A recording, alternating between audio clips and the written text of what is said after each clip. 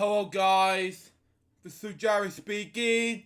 Welcome to LJPCBM React, episode number 616.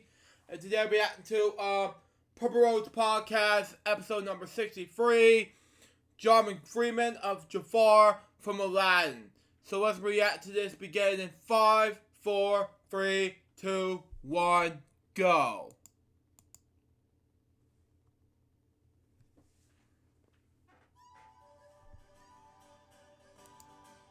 I'm Carrie Stinson, and my journey through life has been quite an adventure. For over 20 years, I played Barney the Dinosaur on tour, and 7 seasons of the hugely popular TV show, Barney and Friends. Now my journey is to bring together friends and guests from all over the entertainment world for inspiring and at times amusing behind-the-scenes conversation. I'm Carrie Stinson, and this is Purple Roads. Wow, okay. Welcome to Purple Roads. My name is Carrie Stinson, and I'm thrilled you're here this week. This is very exciting. We have Jonathan Freeman. You would definitely know his voice as Jafar from Aladdin, the animated film, and also he's been on Broadway, and I can go on and on and on about all the things he's done, and so I'm just looking forward to talk to him. Jonathan, how are you? I'm wonderful. How are you? I am great and thrilled you're here. Well, thank you. It's wonderful to be here, and it's nice to meet you, too. So I guess we should start out with what's going on. How are you doing with everything with COVID and the pandemic? Well, I'm well. I'm safe. I feel very lucky, and I feel privileged to be able to, be able to say that even. I have a house in Long Island, which is where I would spend very limited amounts of time when I'm working in New York. And so now it's reversed. Now I'm spending very limited amounts of time in Manhattan and spending a lot of time in Long Island. So that has been lovely. Rediscovering, I've been diligently planting no fewer than 100 to 200 daffodil bulbs, some people call it, every fall, because they come up in the spring. And this is the first time in almost 30 years that I have been here to see the entire cycle of them growing, budding, blooming, and then disappearing. Yeah, it's interesting. Obviously, there's been a lot of horrific things that have happened during this, but I think it's also made us slow down for a moment. And step back. I'm in the house all the time as well, and I love to be in the garden as well. Have enjoyed being able to do some of those things that I wasn't able to do before. It's interesting, isn't it? It is, and we're also talking. People don't know this, but I'm in Fort Worth, where it's 70 degrees. You've got snow all over the place where you are. We have piles of snow right now, but there's no place to go and nothing to do really. I mean, trips shopping have been very limited too. Try to keep those to a limit. So it's been enjoyable, I have to say. I don't mind it. It's been lucky. I feel privileged, and it's nice to revisit nature. And I spend so much time in the dark in a theater in Manhattan. I've forgotten. Well, I want to talk about all of that because you've done theater, which I have done some theater myself, and then also TV and voiceover work. And I kind of want to get started before we get into all of that. Is that how did you get into the industry? How did you get into acting and performing? I grew up in Cleveland, Ohio. And I went to see a children's theater show one day. I was about 7 or 8 years old, and I was with one or both of my parents, and it was a children's show that was being performed, a touring company that was in the school that I was in, but it was kids performing for kids. There was a huge company in Cleveland called the Children's Theater on the Heights, also known as the Heights Youth Theater, also known as there was the Kane Park Amphitheater, which is a 3,000-seat house. Anyway, so I went to see this show with my folks, and I was mesmerized Wow. And I can tell you it was a play based on the story The Wise Fools of Gotham. And I was fascinated, and I said I would like to do that. And the next day I was enrolled. So they must have been thrilled to know that there was something I was interested in doing. That's how I started, really, doing that. And I worked a lot in and around Cleveland at Cleveland Playhouse, as you may know, is the oldest children's theater. The oldest regional theater in the United States, and they had a children's theater also. And there's the Karamu Theater, which is the original, which is the first all-black repertory theater in the United States. It's also in Cleveland. Wow. And then there was another theater called the Obama Theater, which was sort of like an off-Broadway theater that did very sort of edgy plays and stuff like that. So I grew up around all that stuff and doing that stuff. And I just continued. There's nothing else I wanted to do. I couldn't wait to get out of school every day to get to rehearsals. I couldn't wait to get on to the next thing and the next show and the next season. And so I ended up just continuing. And then at a certain point, one of my teachers, I took classes, one of my children's theater class teachers, whose name was Marilyn Bianchi, and we got her right at a time we're about maybe 13 years old, 14, and suddenly it wasn't children's theater anymore, And she basically said to us, this doesn't just have to be for fun. You can do this as a profession if you want to continue sometime. So for those of you that want to be serious about it, let's get serious. And she basically led us out of the dark recesses of puberty, I think, and into having careers. And then I auditioned for the Department of Theater, and they had an acting studio at Ohio University, and I went to school there. And then I put my dog in the car and drove to New York, where my friends already were. I already had friends. And were you nervous to go to New York? I don't think so. I had good friends that lived in New York City already that I grew up with in Cleveland and that lived there. I had a cousin that lived there. Well, my good friends, you probably know the actress Carol Kane. Yeah, of course. Wow. Her mother was one of our first movement teachers. Wow. In Cleveland. Wow. Her name is Joy Kane. She lived for many years in Paris and taught there, and then they moved to New York. Anyway, so when I first moved to New York, I lived with them for a while, and so I had friends, I had family, and so that was lucky too. Because it's fascinating, right? Because everyone has a different story how they got to this place. And, and yours seems it seems a little smoother than some. Well, I guess mine seems logical in a way. Yeah. It's I don't know. There was nothing else I wanted to do. I wasn't really good at that much else. I have designed and built puppets and costumes and things like that too. And I've been a puppeteer my whole life too. I started doing that as a kid. And then once I moved to New York, I worked for the New York Marionette Theater, which is in Central Park in the summer. Wow. One of my first summers there. And then there was a traveling marionette theater called the Niccolo Marionette Theater, and I worked for them. And eventually I joined the Bill Baird Marionette Theater. Bill Baird, as you probably know, is one of the masters in the United States and had a beautiful 300-seat marionette theater on Barrow Street in Manhattan. So I continued to do that too. It's fascinating. It's fascinating. Yeah. And then of course we haven't really got into this yet, but your voice. I mean, and it's always the same.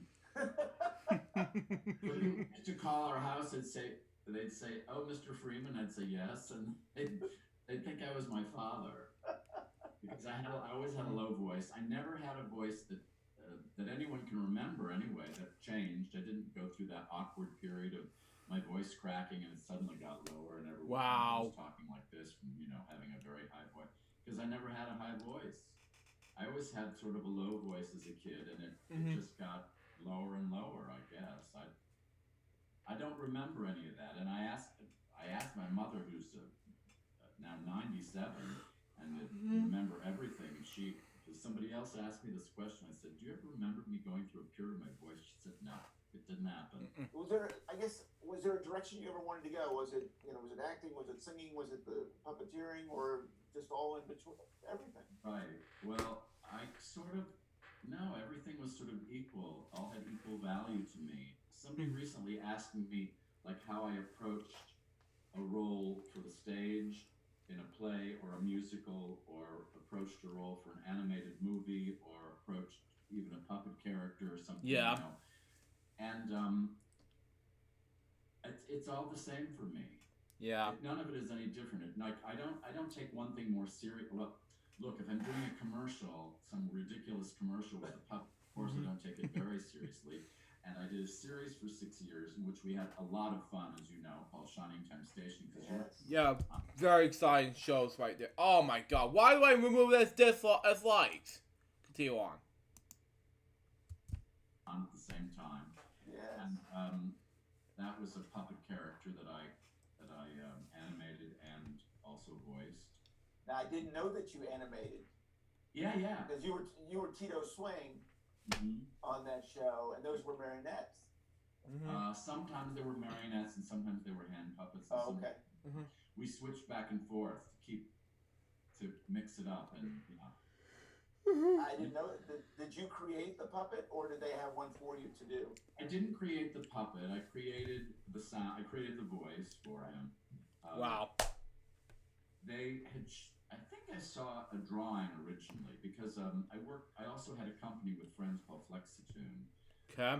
Craig Marin and Olga Felgemacher, who I met at the Baird studio, and we did that show together with a couple other puppeteers, with Bill Baird's son, actually, Peter Baird, and Alan Seamock, and Kenny Mealy. A couple of those were the puppeteers on that show. What was your question? I got off track. I was listening to it all.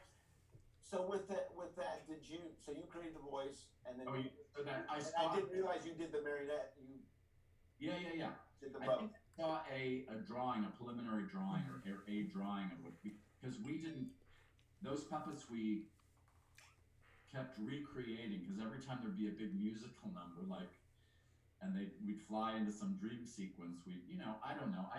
I remember Craig sometimes saying, "Jonathan, we need a plate of spaghetti," and that would mean plate of spaghetti this big, but to look in the right scale. Right. And so we had a huge table in the studio. We shot mostly in Toronto. Wow. We had a huge studio with a huge table with everything you could imagine on it. So I would go get some white yarn and put it in a pile, and find some styrofoam balls and dip them in red and brown paint and put it on top of and put some glue on it so it'd stick together, and then I'd put some more paint so the sauce would be, and then I put a hairdryer on it because I needed it immediately, of course. Right.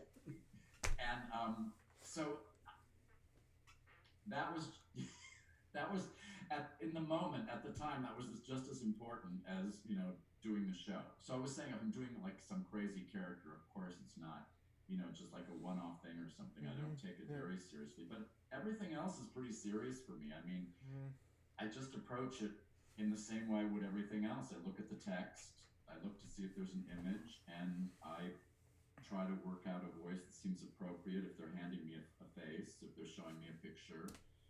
That's how I did Aladdin too. They sent me a preliminary drawing, not the one that we know, but a preliminary drawing for my audition, and it gave me a lot of clues. And that's where if you talk to any actor, that's how you don't make up things. All you have to do is read the play, read it like a roadmap. Right. Everything is usually right there, in the best of circumstances, of course. Yes. Well, it's interesting because both of these shows that we're talking about are so iconic. Not a lot of people should go back if they don't know Shining Time Station, because that was on when there wasn't a lot of kids shows. I mean, it was Barney. I think it was Sherry Lewis was on at that time, and then your show with Dee Dee Conn, who we've had on this show, and then obviously you had Ringo Starr. Wow. And George Carlin. And George That's Carlin. what I mean. So it's hard to say. It's Who did? Continue on. hard to be too frivolous and flip about it, because look at all these great people who are connected to it. I mean, I don't know.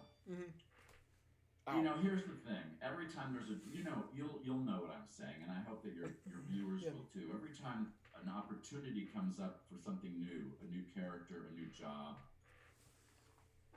you sort of go into a very serious place in your mind, no matter what it is, because you have to figure it out. Because if you really want it, you know, I was on a train not that long ago with Gilbert Gottfried, going a couple of years ago now, going out to a school that we were going to have a surprise sting event at, and we both admitted to each other that when we got our roles in Aladdin, that, you know, you never know what it's going to be.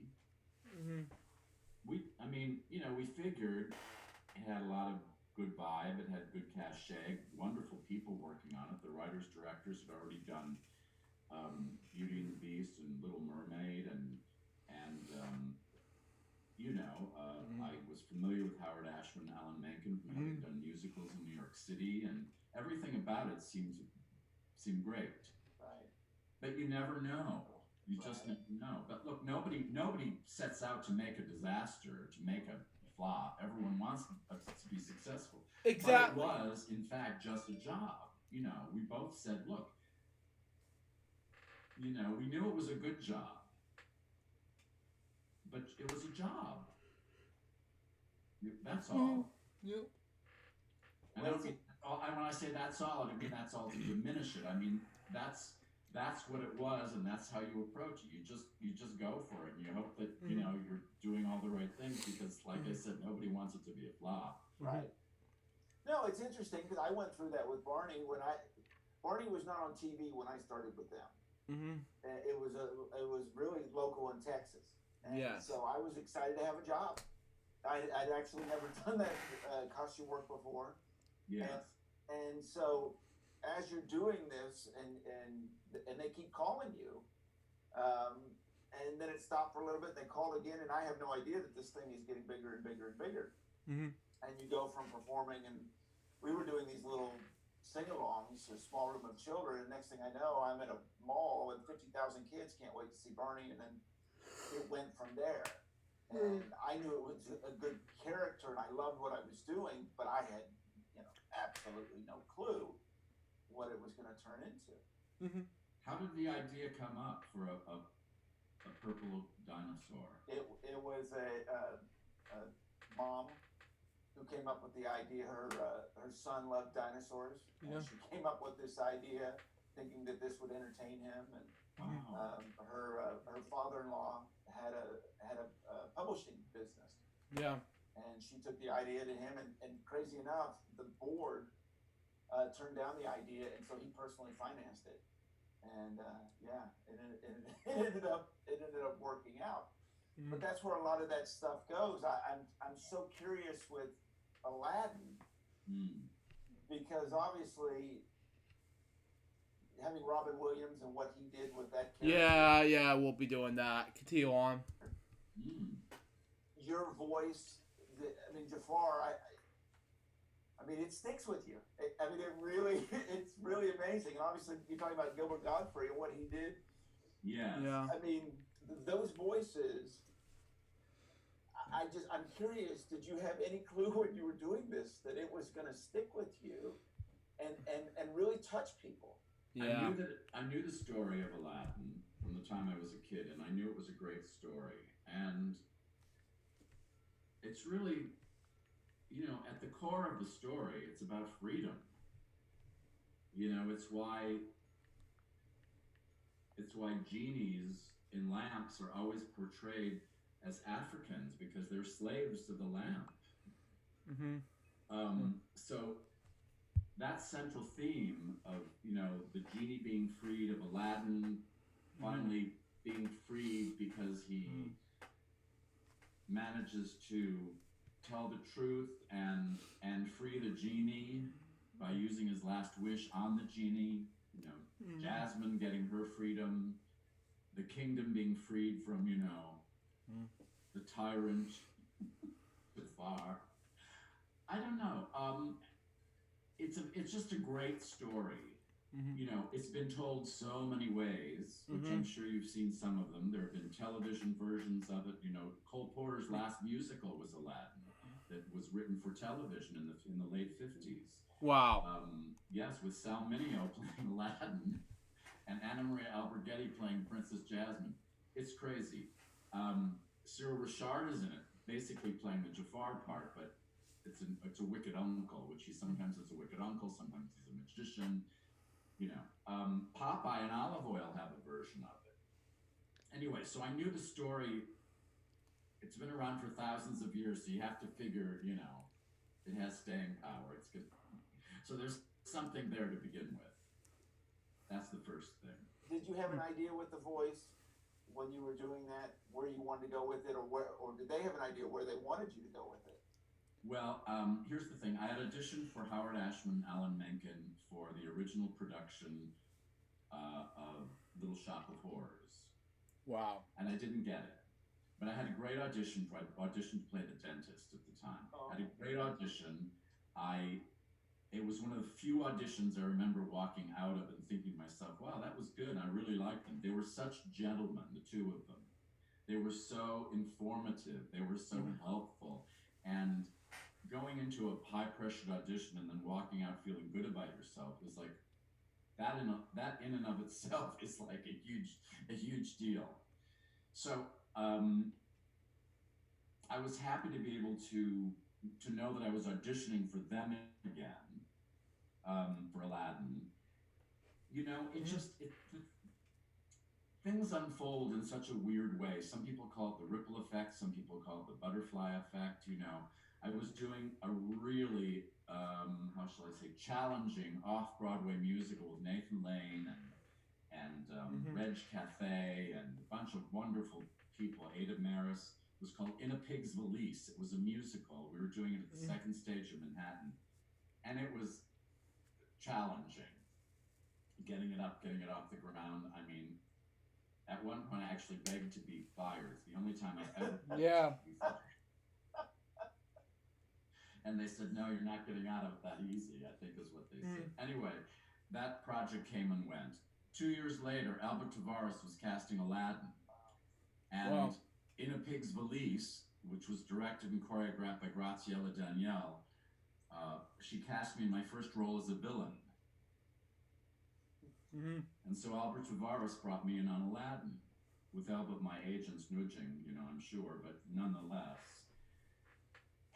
So, you know, there's a long string of things in your life, if you look backwards, that lead you to, like we were saying before, it's just logic. Yeah. How things happen most of the time. You know, there's so much with that movie. I think that was, you know, obviously there had been kids. This was almost kid adult at this point. I think with Aladdin, they kind of hit the whole audience. Yes. And then the musical, I mean, obviously there have been musicals with kids shows, but really you had gone too strong with this. Did you have to be careful? I know Jafar can almost be a little scary for kids. Yes. Was there a fine line as you were doing that? I don't think so. I mean, no one ever said that's too scary. Are you talking about the film or the show? Actually, let's start with the film, with the animated. Yeah, well, I don't think John Musker and Ron Clements, who directed it, they never said that's too scary or that's a little too edgy. Or first of all, they wouldn't have. They just said, let's do it again, and this time do it a little more like, you know, whatever, because that's how you do animated movies. You do it over and over and over and over, and you go back and you do it over and over and over and over again, because just like a musical, things change while it's being worked on. Right. So. Okay, remember that question, because I have to go on this little path right now. Okay. So back to the question, but because I'm going to give you a great example of what I'm just talking about. You know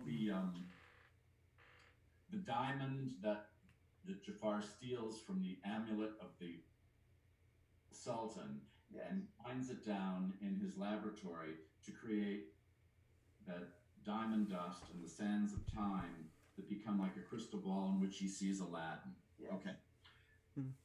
that jewel was originally a tiger's eye topaz, a dragon's eye ruby, and some kind of an emerald. So Wow.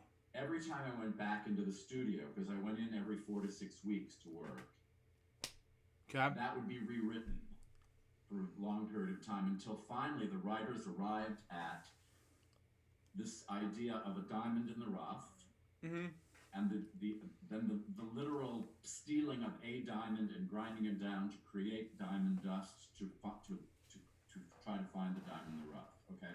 Okay. So that just illustrates the back and forth of making it. And also, there was a time when the genie was different colors. He wasn't always blue.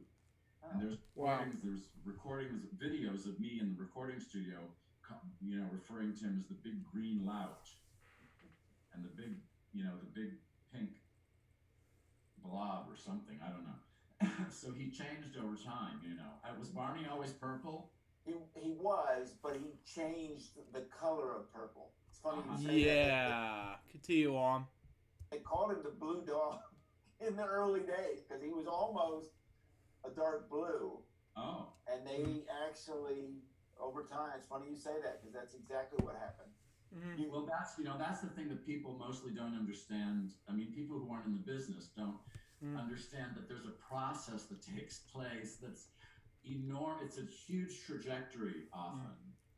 And I worked on the project for 1 year and 9 months. You can imagine the amount of changes that I went through.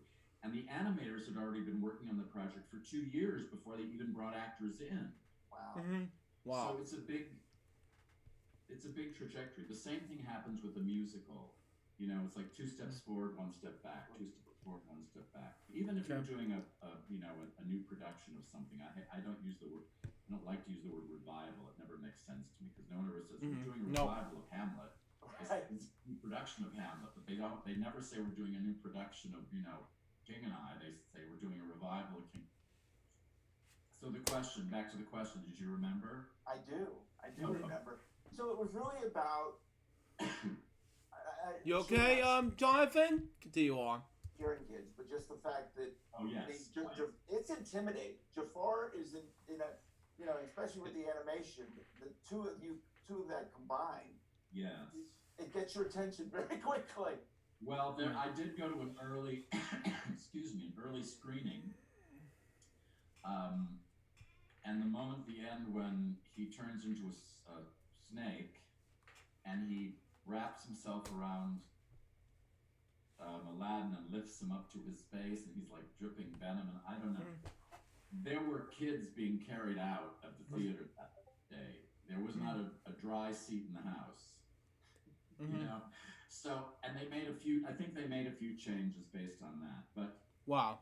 Without a good villain, you don't have a good story. Absolutely. You think of all the best stories, the most dramatic, dynamic stories. They all have good villains. You need a story needs a villain, an obstacle, let's say, to push against. And if you don't have a good obstacle and the pushback isn't hard enough, it doesn't create enough excitement and tension. And so, no, I was never asked to tone it down. Occasionally, during the show, performances of the show, like during this magic scene that I have, there will be a couple kids that will start crying, and I walk off stage and I feel great. Yeah. Not because I ruined their day, but because I feel like, well, I did my job.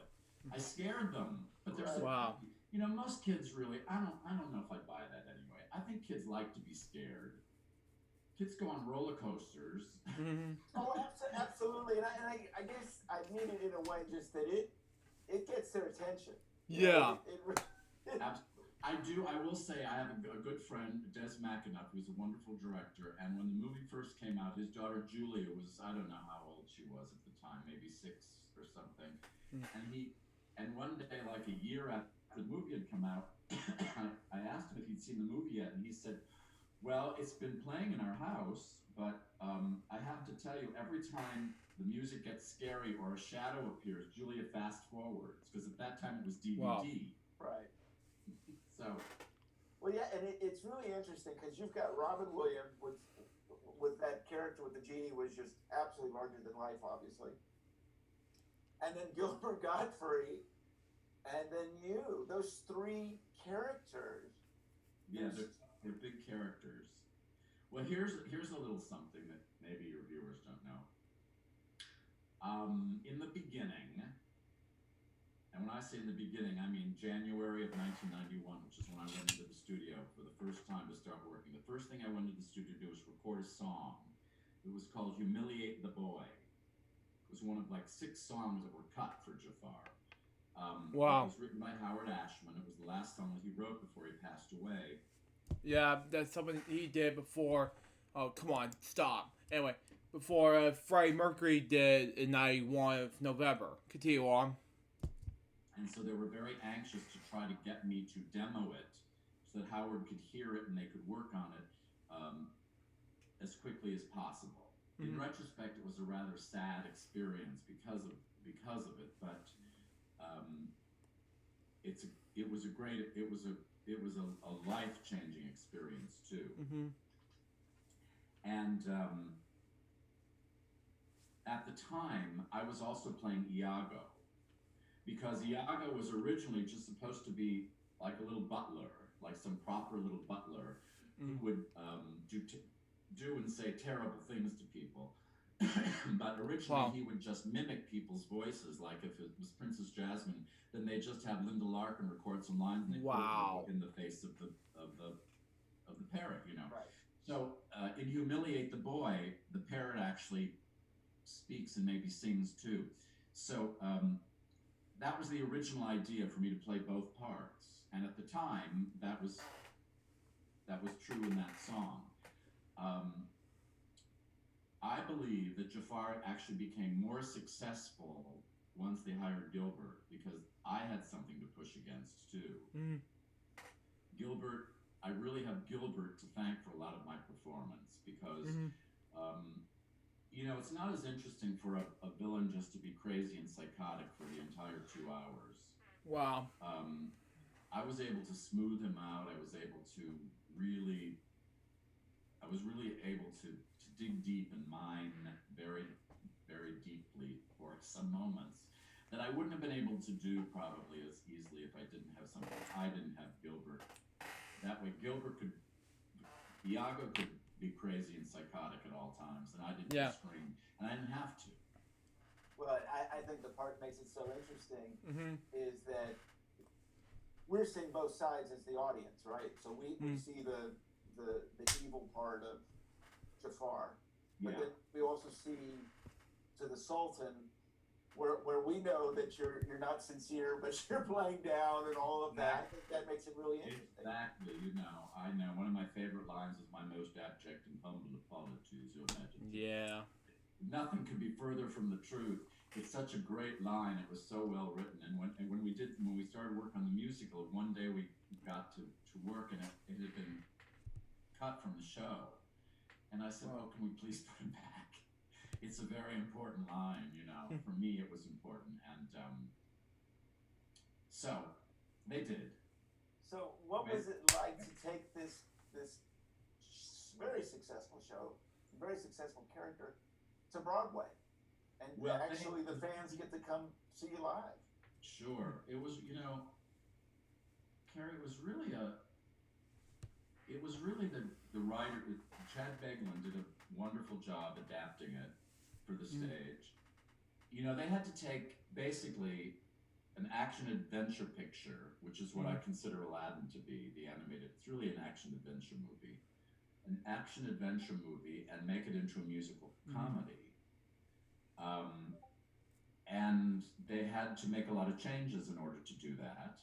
And what's interesting, though, is because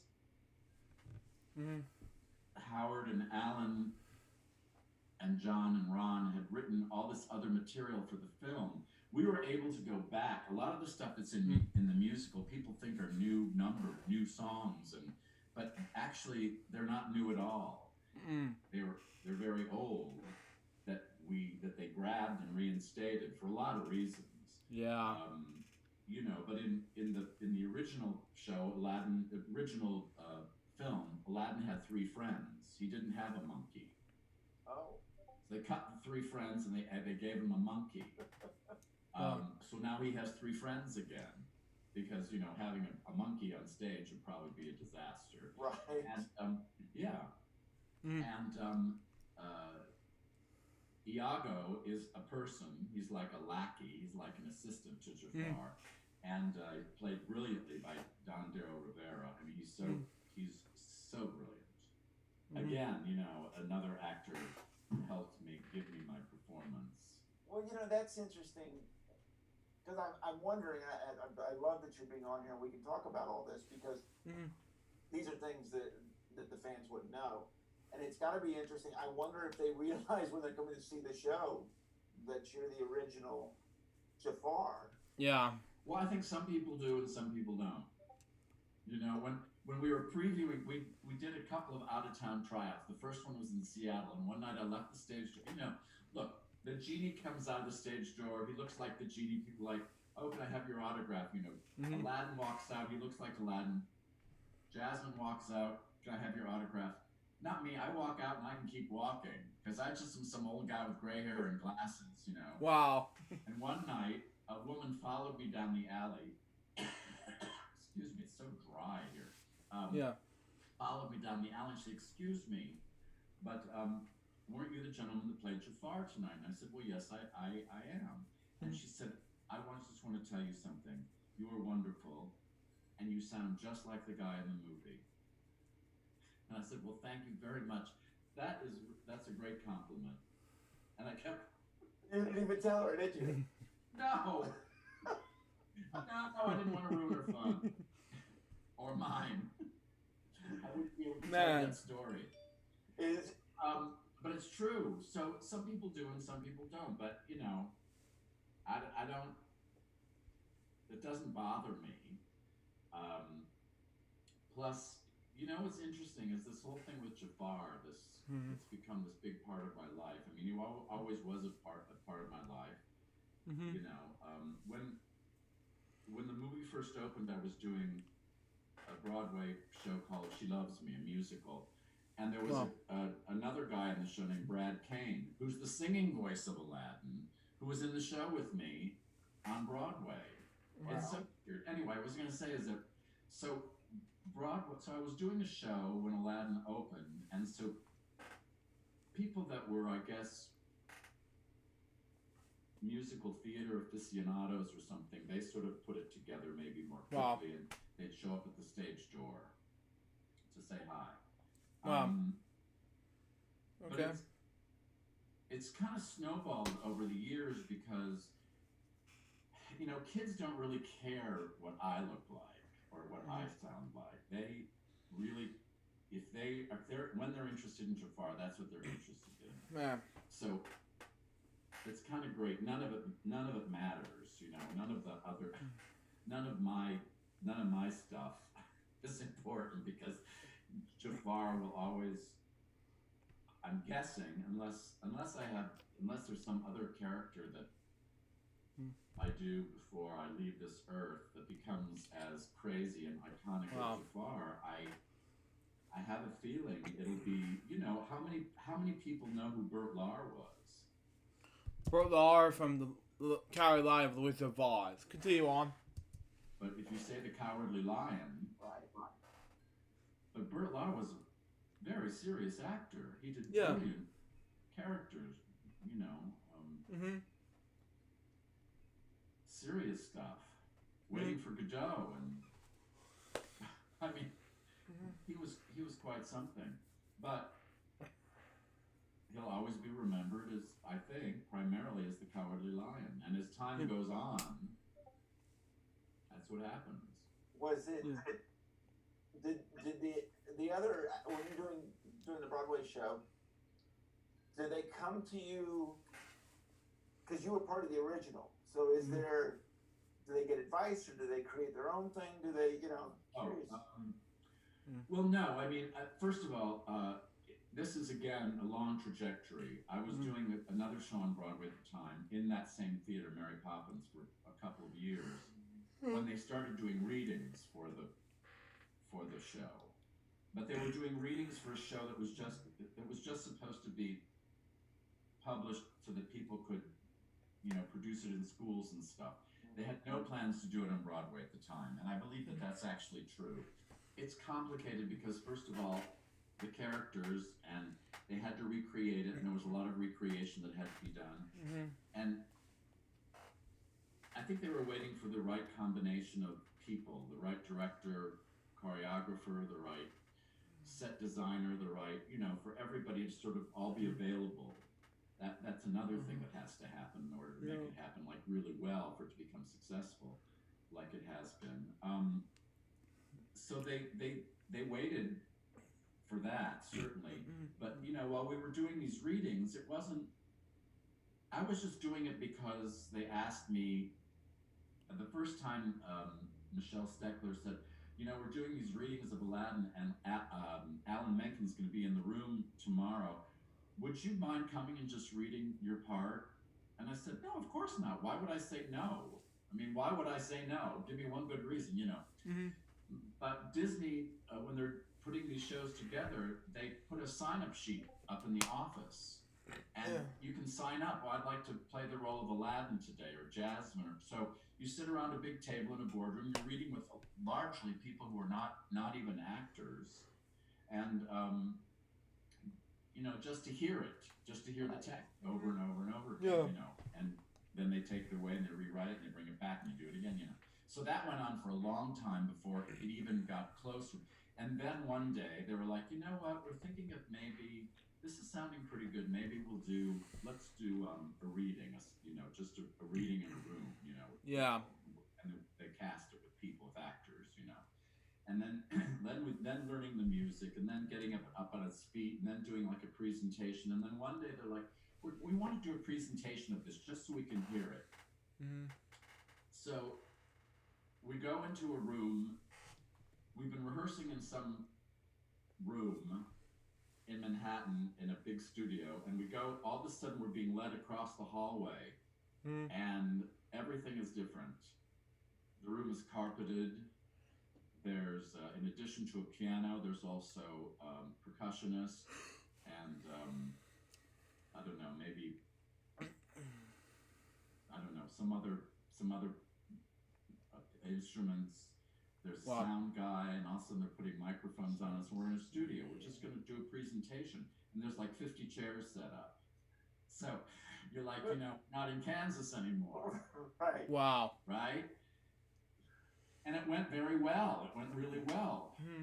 And also, I don't think most of the people who were doing the reading knew, but I could see the people that were filing in. I could see it was Howard Ashman's sister that I knew.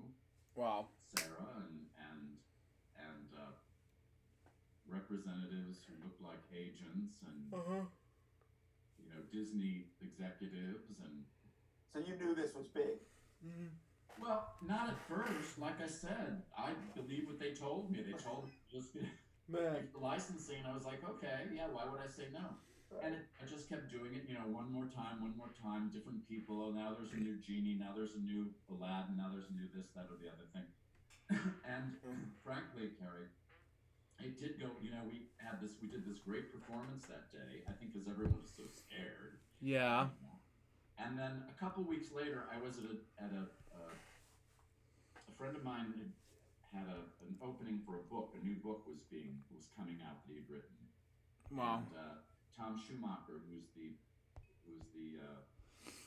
creative director, president of Disney Theatricals, was at this event because it was held in the theater. And he walked me down the aisle and he said, well, I guess it was no secret, to you that went very well the other day. And I said, yeah, everyone seemed to think it went well. And, we're thinking about, I'm working on a plan. I have an idea that maybe we should try this out of town somewhere, on a very low level, just like on a very simple level at a regional theater or something. And I'd like to, but I'd like to know that you'd be willing to go ahead with it before I, Well, that was the only time that I remember anyone ever asking me to to participate because of my connection to the project. So, And I looked at him and I said, Tom,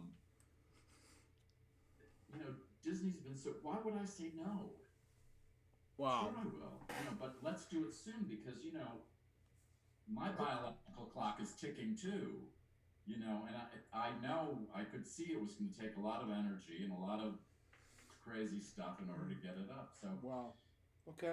that was that, and then the next thing I know, we're in Seattle and at the Seattle Repertory Theater doing not a very grand production, but a good production, a very good production mostly to see if it floated, and with not a lot of extra, excessive, very expensive Disney magic, just enough to get it, and it went very well. And then, then the next thing is, the next step, and then we were in Toronto for a while, and Wow. that's what happened. But did that show need all that you've got the music and these characters? You have a strong base there. I mean, obviously the Disney magic is going to make it, but at the core of that show and of that movie, it's very strong. Yes, that's what I was saying before. The story is almost unbeatable. It's got everything in it. And anyway, so that, and then the rest, I guess, is history. I didn't really think I should do it in the beginning, to be honest. It's not like I didn't make them beg me to do it, but I did have a kind of a serious meeting with the director, Casey Nicholaw, and I said, I'm just not sure that I should be doing this. And he said, why? And I said, well, except for Alan Menken, there's not going to be anyone else in the room who was there at the time that I did it. And it's going to be all new voices. It's going to be new interpretations. I'm not sure that I can recreate Jafar. And he said, no one wants you to recreate it. They want you to do what you've been doing. And I said, I don't know how will I fit though with all. I think maybe it'd be better to get somebody new to do it. Anyway, P.S. I got out of my own way, and Man. I did it, and it's been a great experience. It was really it's been a great experience. Wow. I think I'm the only person to have played a Disney character that's taken it to another medium, and which is fascinating. Which is fascinating even to me. Exactly. How did this happen? Well, and I've seen the behind the scenes a little bit of you getting ready to makeup and hair and all of that. Yeah. What is that process? Because it looks like it takes a little bit for you to transform. Well, normally when you're doing a Broadway show, you have a half-hour call. So I have an hour and a half. Oh my goodness. Wow. And it's a lot. I have to get to the theater, and it's like it becomes like a blue collar job. You punch in, 8 times a week. It's and I have to be in my dressing room at a certain amount of time, and my dresser has to be there. Who is from Texas, by the way. Really? Wow. From where? Beeville. Oh, okay, yeah. You know Beeville? And I have to get into certain undergarments because they house my microphones and my tracker and all that stuff.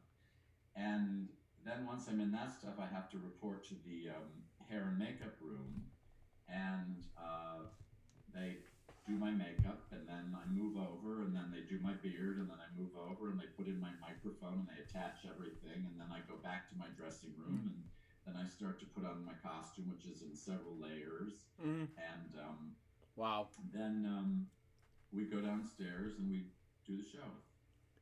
But that happens, every night. Well, 8 times. Every night. Oh, I know. When I toured, we did 8 shows a week. We did it just like a Broadway. I was fortunate because I had the half-hour call that you're talking about, and wow. I didn't have to go through all of that. I don't know. I could have grown a beard, I guess, like that. But how can you walk around like that? Right. It's very specific. Plus, it would have been gray, and so I would have had to have dyed the beard. You know what I mean? It's right. Just, there was no easy way out of it. Right. But this is what it was. And when we were in Toronto trying out the show, they said to me, "Oh, look, it's not going to be an hour and a half call. We'll get it down to we'll get you down to Wow. We'll get it done, don't worry. The stage manager swore to me, production stage manager, guess what? It's still an hour and a half. Because, the thing is, it's not just about me. It's about the fact that they have a full company of people. They also have to get into wigs and microphones and Right. so on and so forth. It's a lot. It's a lot. So we have so many people that watch this show that are getting into acting, voiceover, puppeteering, all of those things. What is it like? Because you've done it a lot. What is it like to be on Broadway? Well, it's terrific. It's a terrific experience. It is difficult. It is not an easy life. Wow. If you really want to be on Broadway, you have to work really hard, and you have to realize that you will be working when everybody else is not, and you will not be working when you're not working. No one else will be available because they'll be working. Right. You work at night, and you work during holidays. So those are things you kind of get used to, and the people who are in your life, your family gets used to it too, and everything works out. It's not a tragedy after all. It's a privilege to get to do a Broadway show, and it can be a whole lot of fun. Wow. And the people you get to meet are extraordinary. Some of my best friends in the world have come from experiences I've had, working in the theater, and I've been doing it now really since I was a kid, because I never really stopped. But the theater, the Broadway theatrical community is a very strong community. Wow. Because it's at its core, they're very serious people. They're serious about presenting things that entertain people. It sounds weird, but and that means everybody. It's a highly collaborative process. If you just want to be a big star or something, it's probably not someplace you want to be, because even people who are celebrities and big stars that work in Broadway, it's because they actually are very hard workers too. So that's the main thing. It's just it's highly collaborative, and you get to work with the most wonderful people. You get to work with brilliant directors and choreographers and other actors and dancers and singers, and the technicians are unbelievable. People that design props for shows and design shoes for shows and build shoes for shows and wigs and the lighting designers and the lighting technicians and the people that run the follow spots, and an orchestra of 25 or more people when you're lucky, conductor, musical director, and assistant conductors, and it goes on and on and on and on. I think we figured it out. That if you include the front of house, the ushers and house managers and stuff, box office people, and the dressers, wardrobe people that do the maintenance every day. Wow. That it takes about 150 to 200 people every day just to do one performance. Wow. I think what's so amazing is that, and I'm a huge Broadway fan, it looks so easy. You take something that is so difficult, and no one knows that you're taking an hour and a half to get ready, and all the people and everything that's involved to make that look so simple. Yeah, well, that's the object, I think, isn't it? Yeah. The object is to make it look simple so that people come in, the curtain goes up, and they have 2.5 hours of some experience that hopefully is magical for them, or at least it takes them away and gives them some pleasure. That's really the important thing. But it is a lot of hard work, and in the beginning, sometimes it can be very difficult. When you first go to have a technical run through of the show, just getting through the show once could take a couple of weeks, going cue to cue to cue to cue to cue to cue to cue. And that has has to happen every time you remount the production somewhere. Aladdin's been done now, all over the world. Our production has been done in Tokyo in Japanese. Wow. In Hamburg and Stuttgart in German. It's been in Australia. It's been on the West End in London. In fact, we filmed our production of Aladdin in London Wow. a little more than a year ago. I can't remember now. I'm losing track of time with this endless Groundhog Day thing. Right. Wow. That's going to be shown at some point on Disney Plus. I was What's wondering exciting stuff right there. Continue on. about that because I had seen that you'd done that. I was wondering when that, because obviously, Hamilton did amazing on Disney Plus, and I can't imagine this. It's going to be great that everyone's going to get to see this. Oh, they did a great job. I don't know what the plan is, but there is a plan, of course, because Mickey always has a plan. Well, it's unfortunate, but this is the only way we can see live theater now. Yes. This is to see a recorded version of it. I know, isn't it weird? I'm very glad that they decided to do that. And it was a great experience. That was a great experience because they called the principal company from different companies all over the world, and we did it with the ensemble, the British ensemble, at the Prince Edward Theatre. It was really interesting. It was like being shot out of a cannon. And I can't see now. I can talk about it and say that it was a great experience. At the time, it was tough getting it together to do it somewhere else in a different space with other people, and it was not so easy, especially after you've been doing a show for 6 years. It gets to be easy. It does get to be easy, and you were just saying, from the audience, it looks so easy. Well, because in a sense, it does become easy. Everything is exactly the same, except when someone's wig falls off, of course, or something like that, and then which has happened. Oh, sure. And then you are acutely aware that you were doing live theater. Okay.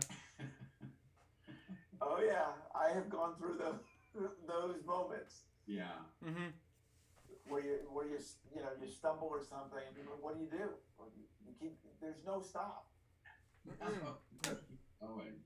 Or you make up something, or somehow the elevator breaks and someone gets stuck and they can't get to the stage in time, and they're running down the stairs and they miss their entrance, so you're left holding the bag. You have to make stuff up. We were talking before we started this, and I didn't want to miss out on this.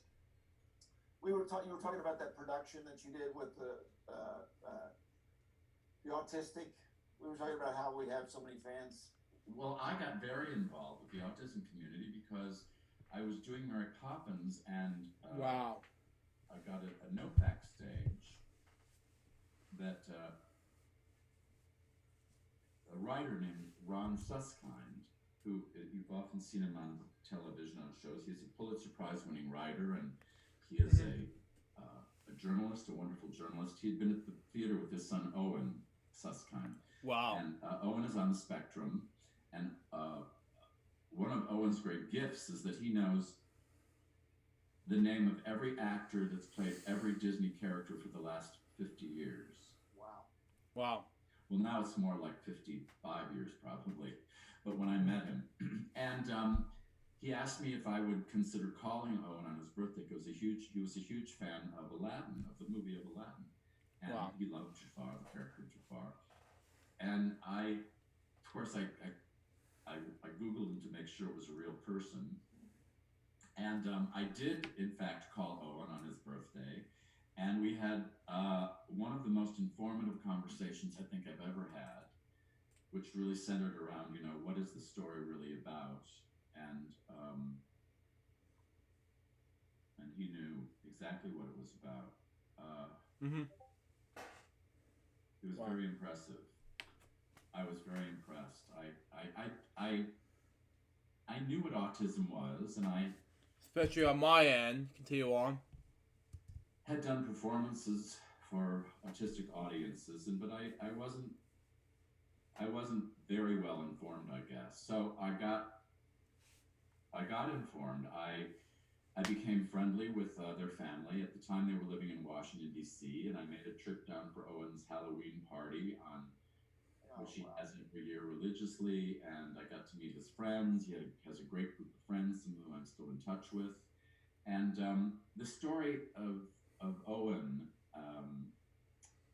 can be found in a book called Life Animated by Ron Suskind, which I like to think I helped provoke, because when I first talked to Ron, I said, I don't understand. I mean, you're a Pulitzer Prize-winning writer, and the story of Owen and his emergence, how he reconnected with the world through Disney films is an amazing thing to me. And I come to discover this is an experience for a lot of people. And I think a lot of people, not just on the spectrum. I think the Disney films have helped a lot of kids in general. And, I mean, after all, they're usually are lessons learned in all of those movies. And Right. so, anyway, so I did stay in touch with them, and I got sort of further and further into my interest, and I couldn't understand why Ron hadn't written this book, which seemed like real magic to me. It seemed like a real magic story. He had his reasons why, though. I mean, he had thought about it. I wasn't the first person to bring it up. He was just waiting for the right time. And he did, in fact, write this book that's terrific. It's called Life Animated. I think I said that already. I'll say it again. Yes. And eventually, Roger Ross Williams, who was an Academy Award-winning documentary filmmaker, got interested in the book and Ron and Owen, and they made a documentary that I participated in, and there's a scene in the film, actually, and our film was nominated for an Academy Award that year too. Life Animated. You can find it. It has the same title, Life Animated. It's around, and it is really wonderful. We'll put the information in Yes. the notes on this so that we can get people to see this. Yeah. We have a lot of autistic kids that watch this show, and they love Barney. And my childhood. It's very special. They want to tell me, they want to tell the fans how proud they are, how the things they've accomplished. It's just such a wonderful community. It is. It is a wonderful community. It's fascinating, and it is so educational. Yeah. I really think that I have grown exponentially since I got involved with Owen and the Suskinds and the community. And the scene that I have in the film, it is a scene in which I visit Owen's school to do a project, because Owen created a thing called Disney Club at his school. Okay. And this particular day, I took Gilbert with me as my secret weapon. But it was a surprise. We didn't tell him. I mean, I'd known, Owen knew I was coming, and I did scenes with the kids and stuff like that. Yeah. But from a movie of Aladdin, they study them. They watch a different movie every time they meet, and they talk about them at great length, and at great length. I mean, what they really are about, and what they mean, and why are certain colors chosen, and it's fascinating. It is. I want to finish up by asking you, we started this talking about Cleveland, all the places you went. Did you ever see yourself getting into kids' entertainment, into becoming this iconic? Because of Disney, really, but yeah. Sure. Because I did Little Mermaid on Broadway too. Wow. Which obviously a huge show. You know what? I never thought about it, because I never separated the kids part of the entertainment from adult entertainment, or I don't know. I do remember that I had a teacher once that said something to me like, "I think you should become the next Captain Kangaroo." I think that's what they said. And I love Captain Kangaroo. Me too. Oh my God, Bunny Rabbit and Mr. Moose. Oh, Mr. Moose used to slay me. Yeah. That combination of live action and puppets is that blending of the world where, reality gets, the edges of reality get fuzzy. I don't think I ever really thought about it. I just thought about being in the business, and I always liked things that have a lot of fantasy elements to them. I love things that are crazy and colorful and funny too, and so I guess I'm attracted to those things. I mean, I've also done some very serious plays, and I hope I'm not finished doing serious plays too. I consider that a big part of my life, and one sort of supports the other, Right.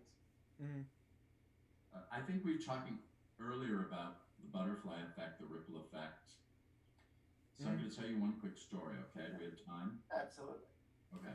When I first went to work for Disney, there was a press agent named Howard Green, and Howard Green was like the press agent on our film, and the first time I had a meeting with him, it was all about, so where are you from? What are your parents' names? What do they do? What are your hobbies? Where'd you go to school? And it was just information. They took a lot of information. And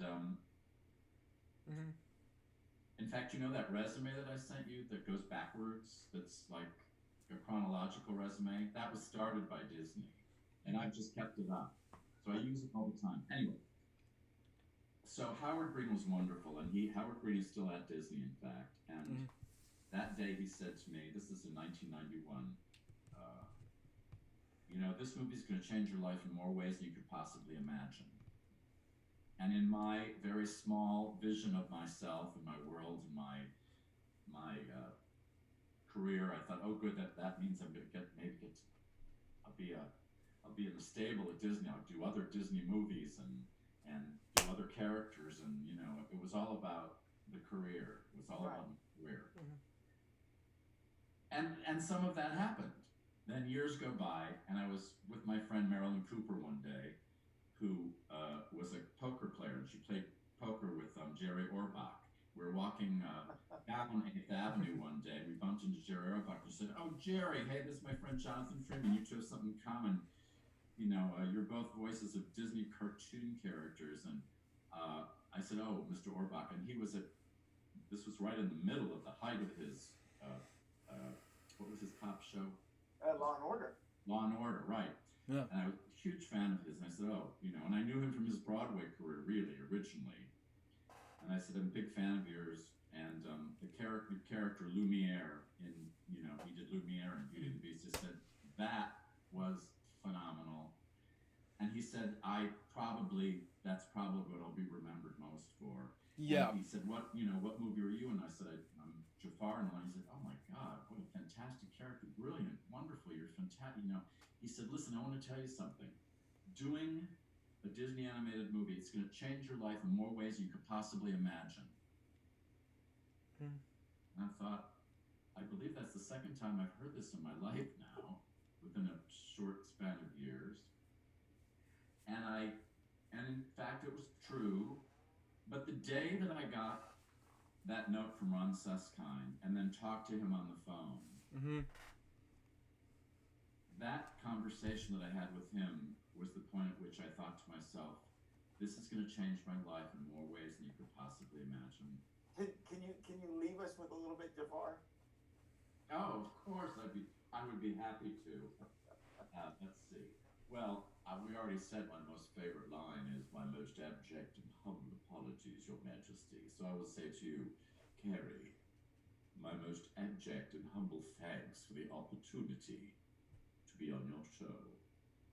You get 3 wishes. And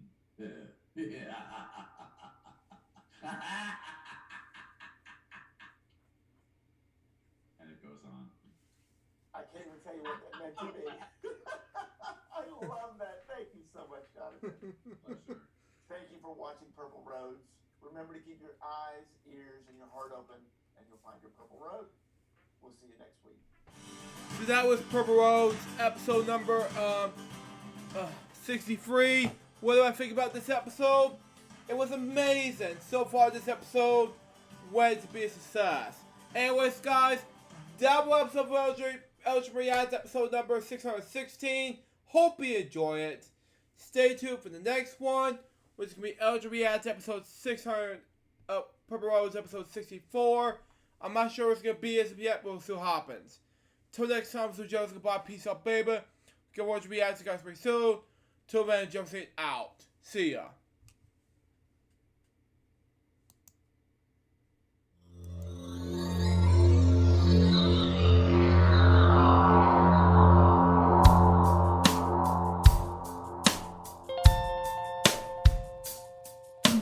Given unto me this life I'll never take for granted, and given all the time I failed to really understand it, I never sought to meet the maker of reality, the one who gave the life that which is always happening, but I tried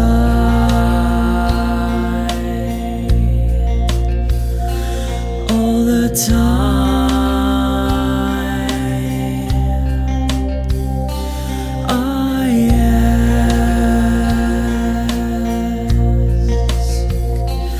I ask, why me? Why was I the one to see things as I do under the moonlight and the sun? Perception is the question, and the giver holds the key.